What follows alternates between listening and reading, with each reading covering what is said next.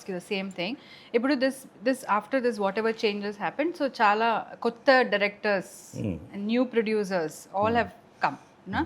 I think because I have seen it all because మీరు చాలా ఇలాంటి అంటే కొత్త యంగ్స్టర్స్తో చేస్తున్నారు కాబట్టి నాకు కూడా తెలిసింది. So how do you look at all this like the new producers?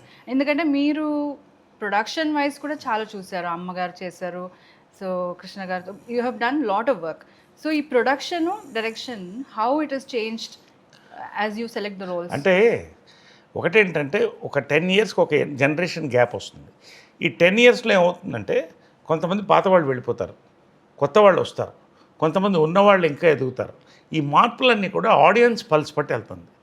So ఇవాళ నేను ఇలా యంగ్గా ఎందుకున్నానంటే అబ్బా, నేను పనిచేసే దర్శకులందరూ కూడా అంటే ఉన్న ఫ్యాక్ట్ చెప్తున్నాను. నా దర్శకులు ఇప్పుడు నా దర్శకులందరూ కూడా 25-40 ఏజ్ గ్యాప్లో ఉన్నారు, ఏజ్ గ్రూప్లో ఉన్నారు. కాబట్టి నేను వింటున్న కథలన్నీ కూడా కొత్త పల్స్తో వస్తున్నాయి.